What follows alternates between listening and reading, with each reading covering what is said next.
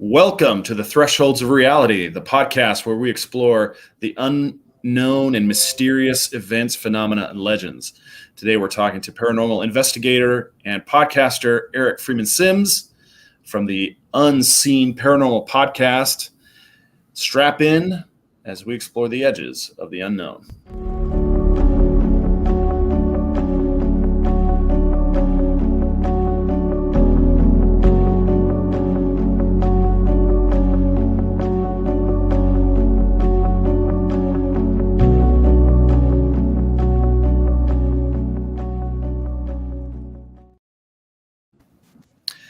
Eric, thank you so much for joining us today. It is a pleasure to meet you, pleasure to have you on the podcast, and pleasure to hear your stories and tales of daring do. Kyle and I have been interested in doing this podcast since, 4 months, Kyle? 5 months? But you're a little bit more of a veteran. So you're finishing up your sophomore season of your own podcast, isn't that right? Yeah, I've got 92 episodes. 100 episodes will be the second season will be finished until later on this fall. Start up season 3. That's fantastic. Yeah, like I said, 92 episodes in.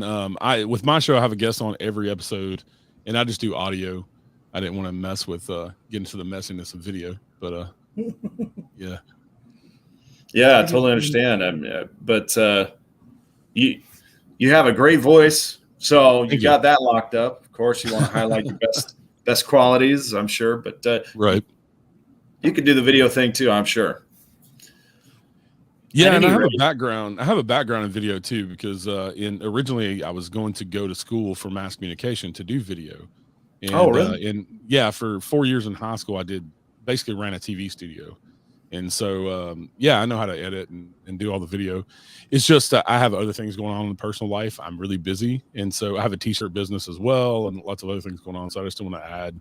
It's already like negotiating a hostage situation to get people to do a phone call for an interview, let alone trying to get video all the time. So especially with because I talk to a lot of people from TV, a lot of the investigators from TV and things like that. And so their schedules are crazy. So to get them locked down on video would be insane. I mean, it's enough to get them, planning out months ahead to get them on a phone call. So, yeah. So let me ask you about that. What's your process for finding people to talk to? Do you just put out like a Craigslist ad, or on Facebook? You just putting out an all call for people with weird stories? You're looking for anybody in particular? I kind of talked to a little bit of everybody. I like to have people, like I said, from TV, have Katrina Weidman on. I've talked to people like Andrea Perrin from the original Conjuring House. I do a lot of authors, but I also like to talk to paranormal teams.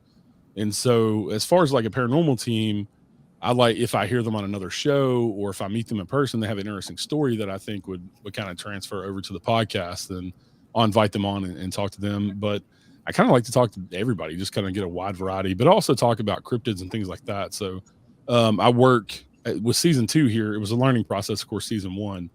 But I've actually become really good partners with a few different publishers. So I talk to a lot of people from Beyond the Fray Publishing, the History Press. So it's just I get guests from everywhere. It's just, like I said, networking, meeting people. And then I'll have a guest on and they'll be like, hey, you need to have this person on. So I'll go check them out and do my research on them and then invite them on. And so, yeah, it's just kind of from everywhere. And especially season 2 here, it's kind of snowballed to where I get a lot of people like, hey, I want to come on your show. And some of those work out, some don't. And get some weird requests as well for guests, but lots of emails now too from publicists and things like that. But the bigger it gets, the more you network and just get find people. What constitutes a weird request? Well, I get a lot of especially there's a couple of publicists that send me guests, but they also send me these weird like conspiracy theory people that write these books, and I don't really dive into conspiracy theories on my show. I like to stick pretty much to paranormal, cryptids, ghost. My forte is kind of ghost, and I'm not a big conspiracy theory person, so kind of stay away from the weeds and kind of. So I've had some weird requests. Like there was a guy who, what was he? His publicist sent me an email, and he's been on like Alex Jones and all these way far out there shows, and I was like, no, I respectfully decline. Thank you for the offer. But he was talking, it was some crazy alien stuff. He was like tinfoil hat It's kind of what I call the people. Like I believe in aliens and all that, but then you can get kind of out there with people with the alien stuff that just go Was kind he of far left field. was he an abductee? Was he a fourth kind survivor, or was he just a theorist? He was talking to aliens and had messages for people and things like that. And so I'm just like, that's a little far there for me. Okay, too far. Yeah. I call myself a skeptical believer. So even though you want to see evidence. Yeah, I want to see evidence, and we can sit here and talk conjecture all day as far as ghost and Bigfoot and all these things. These are things you can't prove. And then also when people come at me want to call themselves experts, I laugh, and I'm not going to have you on my show because of that either, because there's no such thing as expert in something you can't prove. I've been doing this for 25 years, and I just consider myself a researcher and investigator. I'm definitely not an expert. The more things I think I figure out, there's 1,000 more questions behind it. So doors just keep opening and opening and opening and opening. yeah. And it's the interesting you maze say that. What got you into the paranormal? I've kind of had paranormal experiences my whole life. My first experiences when I was 8 or 9, I was asleep, and about 3-4 o'clock in the morning, I sat straight up in the bed and looked at the door, and there was a glowing figure in my door. And I jumped up and slammed the door and turned the light off. And it was weird. My door was open because I was one of those weird kids, like shut my door. Most kids want the door cracked, nightlight. No, I wanted darkness, shut the door. But there was this glowing woman figure standing at my door, and I jumped up, scared the crap out of me. And how long did that last? It was just a few seconds, and I thought maybe, my first thought was I was dreaming. But, I wasn't, because I jumped out of the bed and slammed the door. And then it's just been other things throughout my life. When I became a teenager and could drive, me and my friends started what we didn't know at the time was ghost hunting. We started ghost hunting and investigating on our own. And that's before the TV shows and all that stuff. And so we used to sneak into this plantation. And I don't condone trespassing in any way, but we used to sneak in this plantation that's notoriously haunted here in the Middle Tennessee area where I'm at. And it was just kind of a thing you did if you're in high school around here. But we were really interested in trying to figure out, what's beyond us. And it was a little more than just thrill seeking for us, because we wanted to experience ghosts for ourselves and try to figure out the phenomena for ourselves. And then, of course, years later, you had ghost hunters come around on TV and all these other shows. And I finally figured out what there actually was a thing as a ghost hunter and investigator. Yeah. And so you went from ghost hunter. Now your podcast at least explores cryptids. It explores aliens, all kinds of stuff. So was that expansion just kind of a natural development? Was it something you consciously did?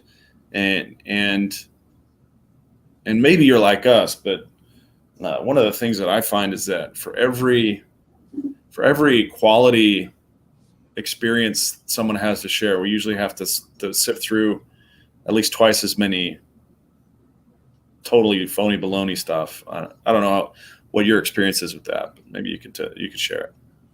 So I was one of those weird kids that had the alien posters all over the walls and things like that, the black light alien posters that were, popular, like Spencer's and places like that. And during book fairs at school, I'm looking for books on Bigfoot and aliens and ghosts and things like that. And so I've kind of always somewhat been into aliens and that type of stuff. But I think having more experiences in the realm of ghost and that side of the paranormal kind of got me more into ghosts and things like that. So now that I've gotten older, I've never gone out, as a UFO researcher, a Bigfoot researcher, anything like that. Also, I could care less about camping. So I'm not a woodsy person. I'm more of a kind of a indoorsy guy. Yeah. So yeah, I totally feel that. Are there any things that you personally have experienced besides, you talked about the ghost woman? What are some other experiences that you've had since then that keep you coming back to the investigation side of things? So for me, I think what really kicked it into high gear when I was a teenager was I was adopted by my grandparents. And so I call him my dad because he raised me. But my dad died when I was 14. And so I think that kind of kicked me into wanting to know what was beyond us and kind of got me into going out and investigating and going to cemeteries. And like I said, the plantation. So the plantation that I was talking about, we used to sneak on the property. Had lots of experiences there as a teenager. I saw a full body apparition of a lady who I believe was the Miss McGavick, the people that owned the property back during Civil War days. But I saw her pull the curtain back and poke her head, and she looked as solid as us. And there's nobody there. I mean, they have it open for tours and things, and it's all dark. So there was no reason for a woman to be there. And then also probably one of the craziest experiences that I had when I was younger, we were walking back across this field from this plantation house. And two of my friends are about 10 foot behind me. And we hear galloping. And we're all like, you hear the sound of a horse? Yeah. And then all of a sudden, I feel this wind, kind of cold wind and static feeling go through me and out the other side. And you could see the grass moving out the other side. And we continue to hear the horse. And my friends are like, did you just have a ghost horse run through you? I'm like, maybe. I don't know what that was, but we heard galloping and like the neighing and that type stuff. And they experienced it as well. That's a unique experience. Yeah. Yeah. But in this place is in the middle of a modern town now. There's no farms or horses or anything anywhere near there, probably within 10 miles or more. So that was a crazy experience that I had when I was younger. Of course, now that I go and investigate as an adult, I've had lots of different experiences with seeing things and being touched and all kind of crazy stuff. That's pretty wild. So is the feeling generally just curiosity? Have you ever had any experiences that really kind of put the fear of God in you? Or is it all just pretty much par for the course? It's nothing you haven't seen before. I think all the experiences are different. And I think for me, I take each one of them differently. Probably one of the most, I wouldn't say it put the fear of God in me, but one of the things that probably made me step back and be like, whoa, what's going on? I worked as a nurse tech in a nursing home when I was 18, 19. And it was 3:00 in the morning. And the wing of the nursing home that I worked in was an Alzheimer's lockdown unit. And so you had to have a code to get in. And so it was just me, another tech, and a nurse on that whole hallway for like 40-something patients. So the nurse and the tech had gone to lunch about between 3 and 4 in the morning. They gone to lunch, and that was normal. And so I was just left on the hall by myself. And it was kind of looked like a horror movie. There's only like one light on at the nurse's station. All the patients are in bed, so the hallway's dark. So I'm just walking around, checking on patients, poking my head in dark rooms. And I come up to the T in the hallway, and I'm about to turn left. And I look at the end of the hallway, and there's a really tall, skinny, younger guy in an all-black suit standing at the end of the hall. And he was kind of backlit by the parking lot lights through double doors.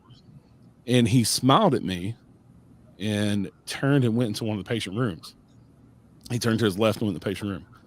And in that room, there were 4 patients, 2 beds on each side. And I walked down there because I'm like, it's 3, 4 in the morning. There shouldn't be anybody in the building. And I turn the light on. There's nobody there. It's 4 women in that room, no men. And why there would be this tall, young guy in the building, I had no idea. So then I get off the next morning at 7:00. I come back the next night to work at 11:00, and they tell me that one of the patients in that room died about an hour after I left that morning. And that's Dr. Sleep, man. Yeah. So the only thing I've ever called that was the angel of death. I'm not big on religion, but that just that's the only phrase and term that I know to use, And it wasn't, like I said, it wasn't scary. The guy wasn't scary, and it wasn't like a creepy smile like you hear. It was just this big grin, and that was a pretty crazy experience to think that, because like I said, I don't do religion, and I wasn't raised religious at all. And so that kind of took me from being more atheist to more agnostic when I was 18, 19. So Slender Man. Thanks, He Pat. wasn't creepy like Slender Man. This was just like he looked like a normal, tall, skinny guy, It's pretty wild. So, as you're going about, how old were you when that happened? I think I was 18, 19. That's when I first got into the medical world. That's crazy. Yeah. So what are some of so you said you went to the Plantation a lot. Have you gone anywhere else that kind of stands out to you as a hotbed for paranormal activity? Oh yeah, definitely. Octagon Hall in Franklin, Kentucky is a insane place. That it's one of those places, whether you're sensitive to paranormal or not, when you walk in there, you feel like the air is just thick, and it feels like you cut it with a knife. And it's a notoriously haunted place, but they have everything from UFO sightings above Octagon Hall to cryptids have been seen on the grounds. It's the only investigation I've ever been on that they told me to bring my gun because they actually have a bobcat that lives in their barn. So they said if we were walking the grounds at night, make sure you had a gun on you. But that place was insane, and they claim that there's a portal in the basement. And I physically watched with two other investigators, one of the investigators' phone rise up and jump off the table and hit the floor. And it's not like it slid, it picked up, whatever, bam, on the floor. Portal to where? Well, portal to the other side, so anything can come through. And so it's not just this certain set of, people who owned the mansion back in the Civil War days when it was built, but they get all kinds of spirits through there.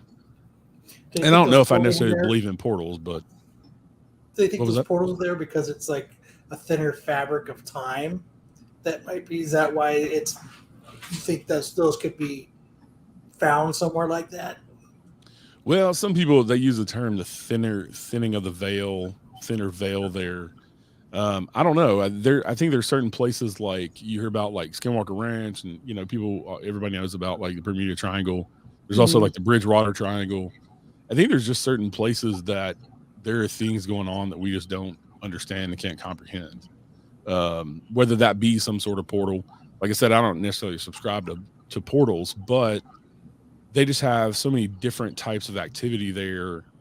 Not even like you take the alien and like the cryptids out, but just ghostly activity. There's been so many different spirits seen there, captured there.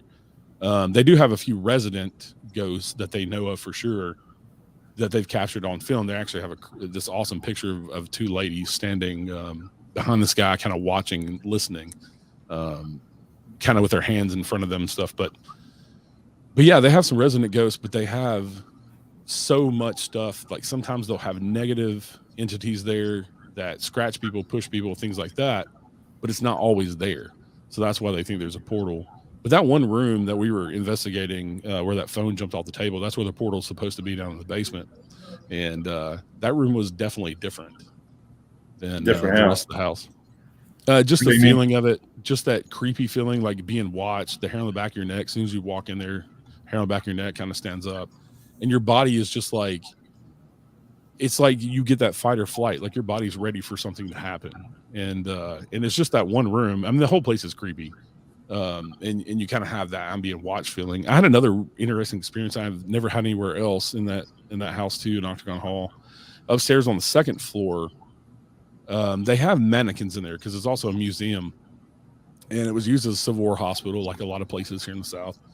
And so they have these mannequins set up, and it was the hospital room. And so they got a mannequin in the bed, and there's like nurse-looking mannequins standing around, things like that. And the first time when we were taking the tour through the house before we investigated, I walked up there with another investigator, and the whole right side of my body started tingling, like when your leg or arm goes to sleep. And I just felt this tingling just on the right side of my body, leg, arm, whole side. And so walking around, checking out the rest of the place, another investigator came up, and she walked in that same room, and she had the same experience. She's like, why is my arm and leg tingling like they're asleep? Wow. And I was like, wow, that's crazy. But also, I mean, you could correlate that to, if you want to get in conjecture, you could correlate that to, there were soldiers with legs and arms amputated, and, maybe something was messing with us. But yeah, that was an interesting experience. I've never had anywhere else either. But Octagon Hall is an insane place. Another really crazy place is Thomas House Hotel It's a bed and breakfast now in Red Bowling Springs, Tennessee. It's been on a bunch of TV shows.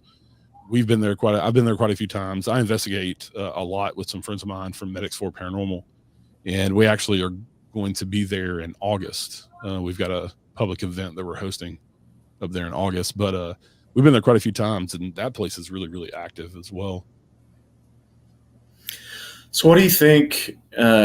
What do you think happens to these places that makes them hotbeds like that? Is it just a lot of people die there? There's a lot of trauma there. What's going on that kind of marks these places or tags them as hotbeds? I think a lot of the places it's the trauma, like you said. I think also I like the theory, the stone tape theory as well, because there's two different types of hauntings. You have your intelligent hauntings, and then you have your residuals, and the residual just plays like a tape. And so a lot of these places are built on quartz and granite, and they have water running under them, which changes the electromagnetic field around the place. Thomas House is one of those. Octagon Hall is one of those. Thomas House in Red Bowling Springs, it was built because of these springs that run under the town, and people thought they were healing springs. So you had a lot of people come there to be healed. Well, these mineral springs didn't heal anybody, so you had a lot of people die there. And in just this one little bitty town, there were 4 big inns, hotels that were opened with Thomas House included. And so I think it's just a lot of that energy imprints on that environment. And for whatever reason, some of those spirits stick around. Yeah. Kyle's had a few experiences of his own, and he has a spirit that trails him.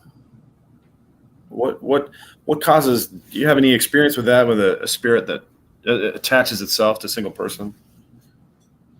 I actually have a resident ghost in my house that followed me home from the plantation that I was talking about, Carton Plantation, that I used to sneak into when I was a kid, when I was a teenager.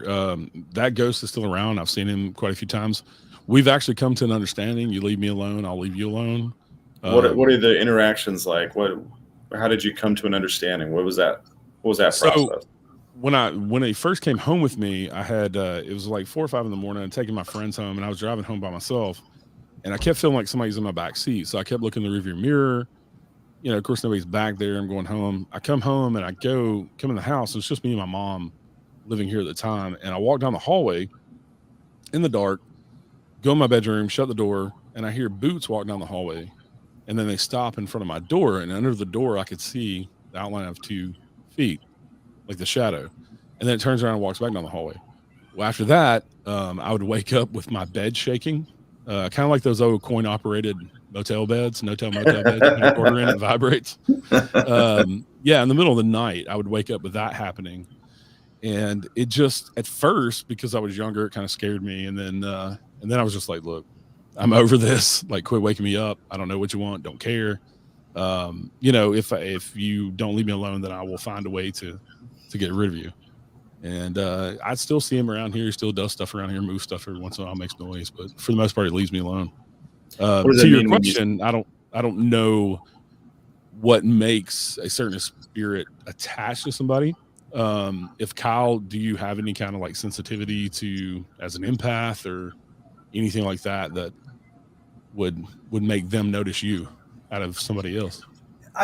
I'm coming to that conclusion because, like I could sit here and tell stories of just like you did, like, from being a kid all the way up until last night. As a matter of fact, like my house, there's 2 constant spirits that are in my house, and they don't really bother. They like same thing. They like to move stuff around. Like I've told on the show before, what they like to do is we have a hall closet where we keep all our like toiletries and stuff, soap. So it likes to take the stuff off and like put it on our bed. So what's been happening the last few days is it's been knocking. There's been a new one where stuff's been getting knocked over. And and then last night I wake up to this apparition, this guy. He goes, "Hey," and he's like more like a whitish glowing. And he goes, "Hey," and he's right at the foot of my bed. wake up and look, and I'm like, oh, that one's new. And he goes, George. And I'm like, sorry, buddy, I'm not George. Yeah. And he just turned around and walked away.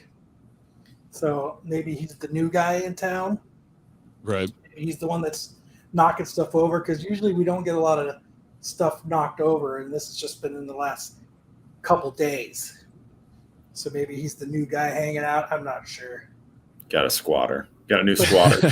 I guess he thinks. I guess he thinks I'm George. Well, maybe that's his name. Maybe that is his name. Yeah. So I'm waiting for him to appear again so I can ask him. Maybe the other knock two. it off. Maybe the Settle other two down. just let him know to be cool and just hang out. Right. Because, like the other two, the one walks up and down the hallway. He doesn't really bother nobody. And then the other guy's in my master bathroom closet. So I could see him in the mirror. And he likes to open the bathroom door. So yeah, we'll shut it. That's the one deal that I made with my resident spirit was don't pop up behind me in the mirror. That's just creepy. In the bathroom mirror, whatever. Yeah, don't pop up behind me. That's just weird. Yeah, I've always, because I've been an empath my whole life, and not that I see dead people or anything like that, but as an empath, like I'm really good with energy, and especially living people, and I can just feel people's moods and things like that. So I've always thought of it as you're like a lighthouse in the dark. If you notice them in any way, you're kind of a beacon. Yeah. So they kind of gravitate towards you because they're like, oh, somebody that notices me, and I could only imagine, going around trying to, that whole trope of ghosts with unfinished business or whatever. I don't know if that's why they stick around or not, but maybe if they have a message to get across or something, then they come across somebody like us and they're like, oh, this person, for whatever reason has the ability to somewhat notice me in some way, shape or form. Then I think I could see to where that would be frustrating, trying to talk to people and nobody sees you, nobody, is listening to your message and things like that. So when you come across somebody, you're going to do things. And that's where I think you get into scratching and pushing and things like that. I don't really think there's all this demonic stuff out there. I think that might be the only way to get people's attention. Yeah, Kyle and his wife both get scratched. Yeah, because like when we take showers and stuff, I don't know if it's that ghost that's in our bathroom, but from time to time, it will scratch us. And that's what we were talking about on another episode, was maybe that's what they're doing. They're trying to get our attention somehow because we're so used to them being there. Right. Maybe there is something that they're trying to relate. He's trying to give you a side quest, Kyle. I guess. There's a big reward at the end for you. You get the heart piece when you finish the quest. But I couldn't being told something and then have to try to almost like the Sixth Sense where he had to seek people out to let them know. I couldn't imagine really doing that. So part of me doesn't want to know what they have to say, because if there is a message to somebody, what do? You go and tell them and they think you're crazy, Right. Yeah. Well, yeah, I mean, exactly. That's exactly what you do, Kyle. There's whole TV shows about it. Well, and also, I don't know if I can curse on here or not, so I won't. But I also always say on my show, I've said it so many times, if you're an a-hole in life, you're going to be an a-hole in death. Why would that change? And so I think you have some spirits that are just naturally not nice because they weren't nice people to begin with. And so if they're sticking around because they have some sort of unfinished business, why would they all of a sudden cross over to this other plane of existence and be all, kumbaya, So I think, and that's my general stance on the demonic thing too. I've never come across in 25 years of investigating and researching, I've never come across anything personally that I would consider demonic. I've come across some a-hole spirits that have told me to F off and other things on EVPs and things like that, but not anything that I'd be straight up demonic that wants me to die and all these other things like the TV shows want you to believe that, every house has a demon and Zach Baggins gets possessed every episode. I've only come across one actual a-hole ghost in my time, and it lived in an old apartment, and it would pace up and down the hallway screaming to shut the fucking lights off. All night long. It would pace down the hallway into our room and up to our bed. And we'd just sit there and scream it. And then it would pace back, and then it would pace back to the bed. And it would, but it wasn't, that one wasn't a intelligent one. I think that one was on a loop because like I've talked about it before, is that's how we met our neighbors. It's because our house was quiet. And then our neighbors were outside, like scared out of their minds, just sitting there. And we're like, everything okay? You wouldn't believe us if we told you. I was like, try me. I'm a pretty open person with crazy stuff. So, and they said, oh, there's this, I hate to say it, but there's a ghost. And I said, let me guess. Shut the lights off. And they were like, how did you know? I said, because my house was quiet last night. So I figured he went somewhere. But they were like townhouses, so there was like 6 of them connected together. Yeah. So I guess he just went a couple doors down and decided to bug them, which was nice because, I got a good night's sleep that night, Yeah. Nobody waking me up, but that was more of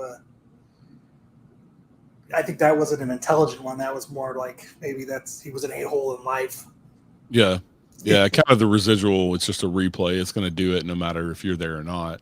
And I've tried Googling and I tried like researching the place and I could never really find anything. So I don't know if it was something that was unreported or somebody else brought it and attached it. And we just happened to move. Who knows? Yeah. I wish there was a decent way to go about trying to find out, because sometimes Google doesn't help. Well, and I mean, if you subscribe to the stone tape theory to where things can be imprinted on the environment, it wouldn't even have to be anybody that ever died on that property or in the building or, any of those townhouses. It could have just been somebody who imprinted that energy kind of on the environment, and now it just replays like a movie. Yeah, that's because we had also in that one, we had an intelligent one. It was a little girl, and we had our daughter in the bedroom, and we could hear in the baby monitor her teaching her how to climb out of her crib. So and we would sit there and listen, and we'd go in, and she'd be sitting there in the crib with my daughter and talking. You can hear my daughter, like she was little, so she was like, not really making words, but they were like talking back and forth. And, sure as shit, she taught her how to climb out of the crib. So I thought that was always and then we didn't use baby monitors after that. Yeah, it's too complicated. So whatever happens. I don't want to be a part of it. Whatever, yep, as long as they're being nice, we're good with it. Yeah. So Eric, when you said you kind of go out with the team, do each of them have their own particular set of skills, or is everybody just kind of going with the same purpose and you all kind of share in the same abilities? Like you said you've got kind of empathic sensitivities. Does that help you kind of locate the spirits? And you got the tech guy. Is it like Ghostbusters where everybody's got their own skill, or is it more like just a Scooby-Doo where everyone's just a set of friends trying to find the truth? The 4 of us all kind of have our own fortes. It's medics for paranormal, so we are all medics, and that's how we know each other, from working on the ambulance together. But we all kind of have our own fortes. Paula, she is more of the interviewer, which is weird because I interview people for a living on the podcast. But she's more the interviewer, and she goes and talks to people. To whereas me and Lee are more the tech people. And then Chad, who just joined last year, he's still kind of learning everything and learning his spot. But yeah, I'm the big tech guy. And then Lee is also somewhat empathic. And so we kind of play off each other and where we feel is where we need to put cameras and things like that. And me and him do most of the tech stuff as far as setting up DVR systems and recorders and all that.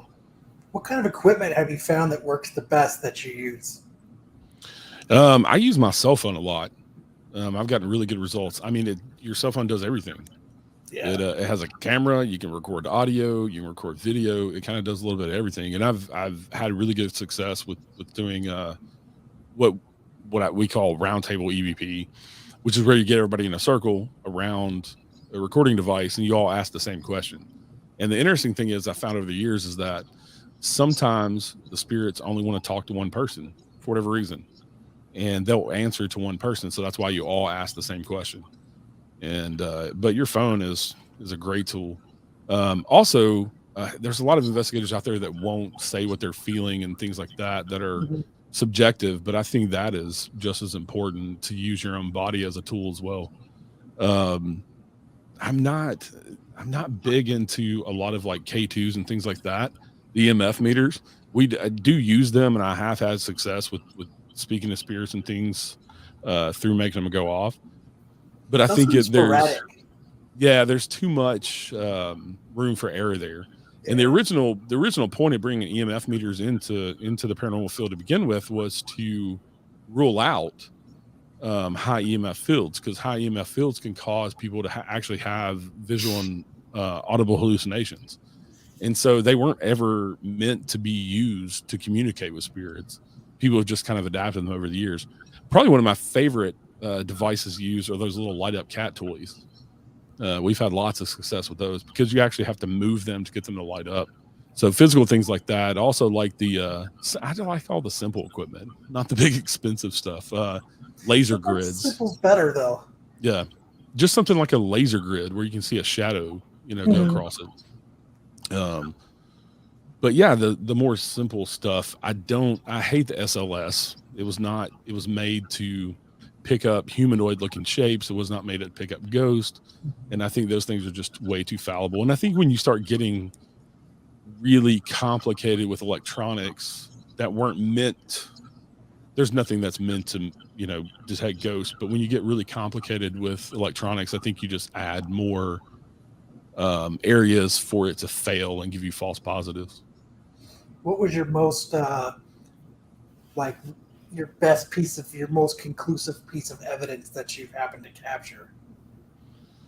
That happened actually not too long ago at a place called Historic Scott County Jail in East Tennessee. We were out there in this old stone jail, and we set up my buddy set up a laser grid in one of the cells and set up a camera behind it. And about 2 minutes in, the laser grid moves on its own, like the whole thing, not just the grid on the wall, but the whole thing moves. Wow. That was pretty crazy. Had some really good EVPs at Thomas' house. I have a series of pictures. We always take bursts of pictures because there might not be anything in the first one. There might be some in the second one, not in the third. So you can kind of rule out anomalies with that too. But I took a burst of like 10 pictures over about 30 seconds in this mirror at Thomas' house that this lady supposedly will pop up in even in the middle of the day. And there's this gray thing in this chair that you can see in the picture that is not there the first few pictures. And then it starts to grow over the pictures. And then by the last picture, it's gone. But it's just like you took that one part of the picture and made it black and white. Mm-hmm. It's just that you can see through it, but it's just this gray blob. Another picture we got at Thomas' house that was really interesting is my buddy Lee, because we did a public event. So we had, it was actually just for first responders. So we had like 20 first responders. And I'm just taking pictures from the back of the room. And Lee and Paul are up on the stage, kind of giving everybody the rules, the rundown, because a lot of them have never been on the investigation before. And I took this picture of Lee. He has his head down because he's going through his PowerPoint, and it looked like somebody took an eraser and erased his face. Oh, wow. And it's not motion blur. You can see his hat. You can see everything else is sharp and focused. It's just his face is one big, like, flesh colored crayon. Somebody took it and just, painted out his face. Like they took the Adobe pencil. Yeah. That's a really interesting piece of evidence. It's hard to nail down like the one, because we've got some really good EVPs as well. At Rosemont in Gallatin, Tennessee, Lee captured a horse whinny inside of this house. The walls are 3 foot thick brick, and Rosemont is it's a weird house. It never was a plantation. They were back in Civil War when it was built, they raised full-blooded racehorses, and they actually produced the grandfather of Secretariat. But so they bought and sold horses. Well, he caught it in the farm. What would have been the farm office is this horse whinny, and it's unmistakable. It's really loud and really clear, and everybody, as soon as you would play it, everybody knows exactly what it is. And it's interesting that it's connected to exactly what that property was too. It's not just some random horse noise, in some house that had nothing to do with horses. When you talk about EVPs, and your recording and everything, what equipment do you use? Do you just use a basic recorder? Do you just use your phone? Like you said, you use your phone a lot. Do you use your phone for that, or is there a certain device that you use? We use lots of just voice recorders too. We'll set them around. I use my phone a lot. The other investigators, they'll use voice recorders a lot. Typically. And then we have one of the really super sensitive ones that we use a lot that you do live EVPs with. You put headphones on. It's got two microphones kind of crisscross. You may have seen those on TV. Excuse me. And those, because you could hear a mouse fart across the room, because you could. The thing is so sensitive and it's so loud in your ear. Everybody has to be like super quiet. You'll hear people's stomachs grumbling and things that you don't hear out loud, But we've had some success with that too, with hearing voices that weren't there, just because the microphones are so super sensitive. Do you find a lot of common words or phrases between your different investigations that seems to be like the most like, hey, or who are you, or is there anything like that you seem to find across all your investigations, or is it always different? Most of the time it's different. Probably the most common would be yes or no, just because you're asking a lot of yes or no questions, because you typically with EVPs, you're getting very short answers anyway. Mm-hmm. But yeah, a lot of yes or no answers, but it just, it depends on where you're at. Cause if you're a good investigator, you've done your research on that location. So you're going to ask pertinent questions to the people that live there to see if they're still there. And you're going to ask pertinent questions to the history of the place. So always asking different questions, but probably yes and no is the most that you'll get, just because you're asking a lot of yes and no questions. Yeah. Have you ever used a spirit box? Is that something that is in your tool chest? It is. Medics for Paranormal actually just got one last year. I did not put a lot of stock in them until I did an investigation as a guest investigator with another team here in Middle Tennessee. And I'm just kind of walking around because it's their investigation, and I'm just, a guest. And he had one of the fancy ones that was built into like an old radio. And they call those geoports, I think, or whatever. And so it's set up to where you don't get any of the static. You just get voices that come through. And I'm just like messing around. I'm like, my name's Eric. What is yours? Well, it says Eric loud and clear. And I said, no, that's my name. What is yours? It says Eric again. And I said, well, I guess your name's Eric. And then it said Eric a third time. Well, the way those work was sweeping through a radio station. It's almost impossible that it would have said my name 3 times, just capturing snippets of radio. Right. And so that kind of made me a believer, and I've played around with them a lot more. And when you get direct answers to questions that you ask, I think they work. From what I've seen, they don't always work. Some locations they work better than others. But my favorite thing to do with the spirit boxes, though, is the Estes method. And for anybody that doesn't know what that is, the person puts on headphones. They're listening to the sweeping of the stations on the spirit box, and they also put on a blindfold. And so then the other person asks questions, and the person with the headphones on, they can't hear, they can't see, they can't read your lips, they can't hear what you're saying. They'll just shout out whatever they hear coming through the headphones. And we've had quite a bit of success with that, with getting names and direct answers to questions that we ask. So it's like after all that, I put a lot more stock in the spirit boxes than I did probably 2 or 3 years ago. Wow. Yeah, that's a really interesting method. I hadn't heard that one employed. I'm kind of the newbie around here. So it sounds like you've got a great team. You guys are putting these things together. Are there any kind of places on your bucket list that you're looking forward to investigating, and what's keeping you from doing it? Actually, I get to check off a bucket list item in July. I'm going on vacation to St. Augustine, Florida, and through the podcast, because of the podcast, I have a paranormal team down there who's going to take us, me and 4 other people, and we get to investigate the outside of the Castillo de San Marcos, the big giant stone fort down there. Mm-hmm. And we can't investigate inside because it's national park, but the National Park Service has given them permission to investigate the outside of it. And the outside's where all the cannons and things were, so there was lots of activity around there too. But I forget when it was built. It was built by Ponce de Leon, who basically discovered Florida.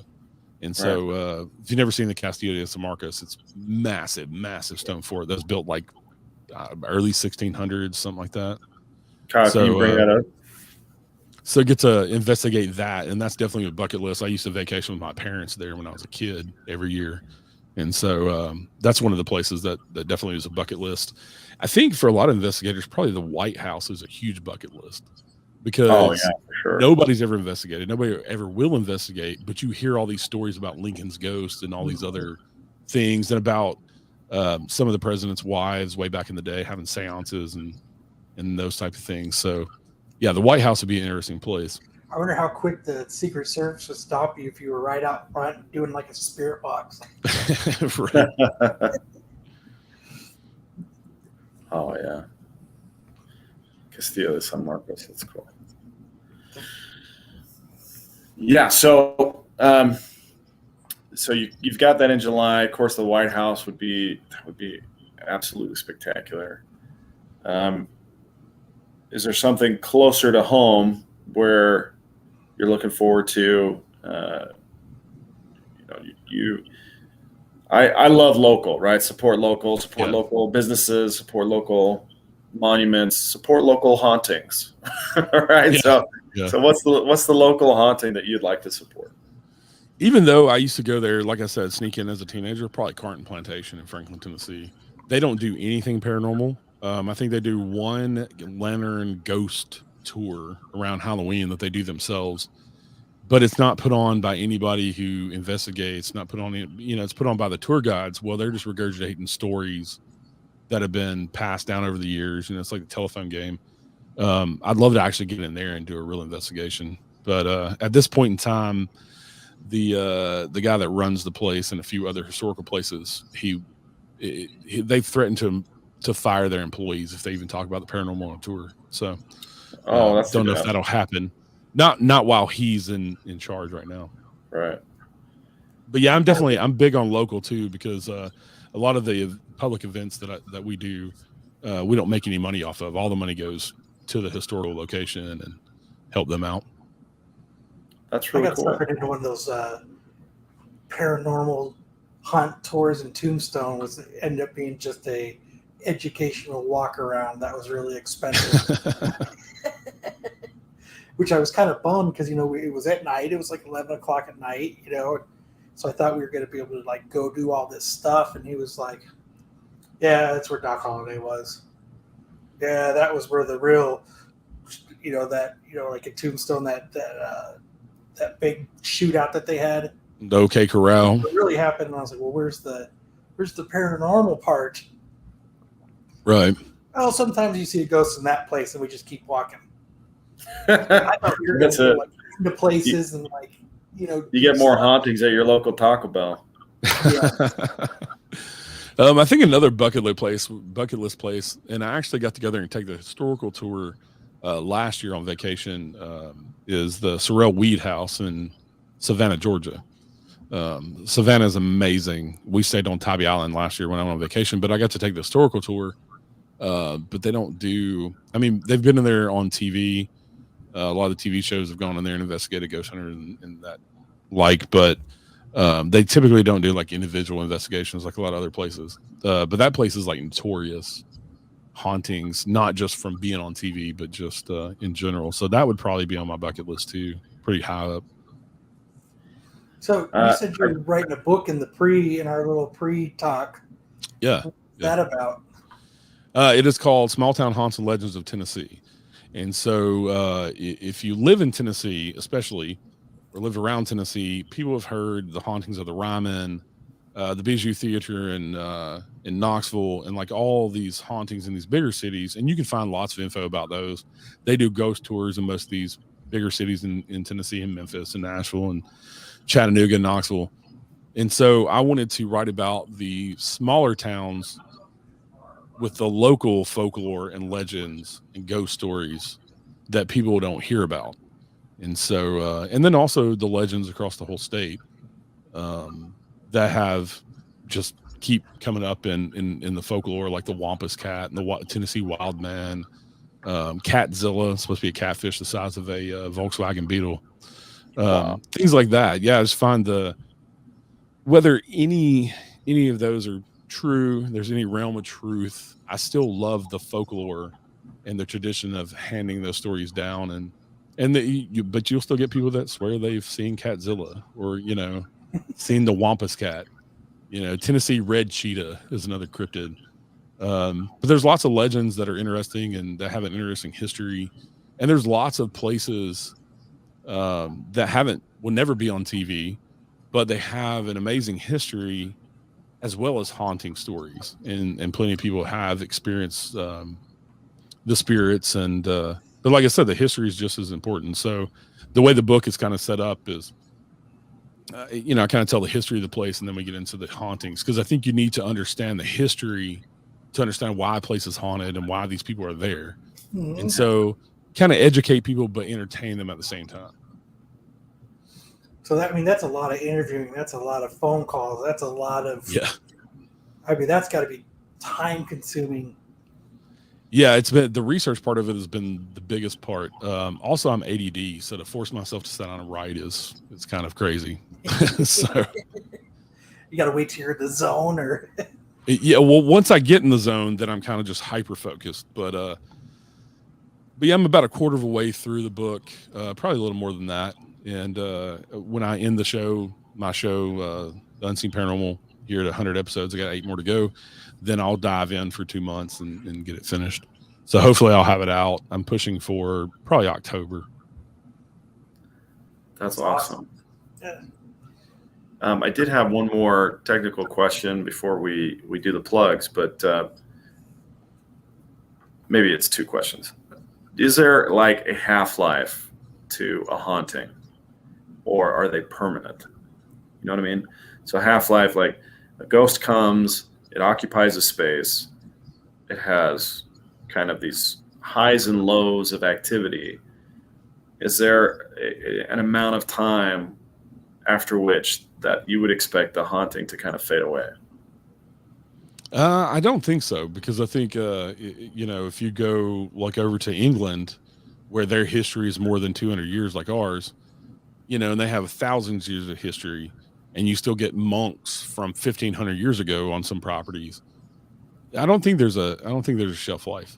I think maybe with the residual stuff, if you take away what's causing the residual and like the recording on the environment, so say it's the granite quartz foundation or the water running underneath, I think you take those elements away, then probably the recording will stop, because you've taken away what it's recorded onto, or whatever's changed the magnetic field to replay it. But as far as shelf life on them, I don't think there is. I think somewhat it's up to them. I think they have a choice to go or stay, and I think I don't believe that they're stuck here at all. I think they have a choice. This is boring. I'm going next door. Yeah. You know what? I've always wanted to haunt San Francisco. Yeah, I think there are people that don't want to let go of their houses. They don't want to let go of their previous lives.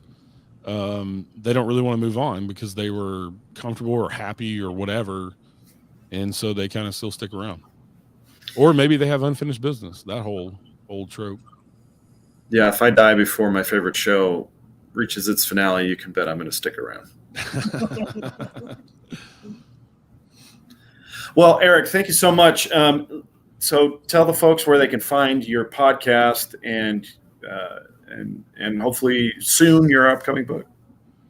Yeah, so anywhere you listen to music or podcast, even here on YouTube, you can find my podcast, Amazon, Spotify, Apple, Where else? iHeartRadio, Pandora, Podbean is my actual host for my show, so you can find it on there. But anywhere you find podcasts or music, you can find the show. It's everywhere.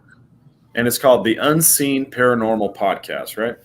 Yes, sir. The Unseen Paranormal Podcast. Also, I'm on Facebook, Instagram, Twitter, LinkedIn, all the social medias as well.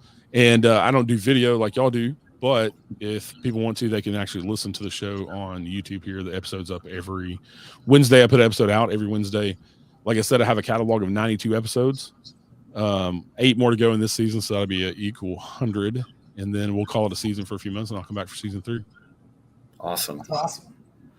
Hey, thanks for taking the time. I know that you're probably a very busy guy. I know Kyle's very busy. He's actually at work right now. He's on his lunch break. Working hard.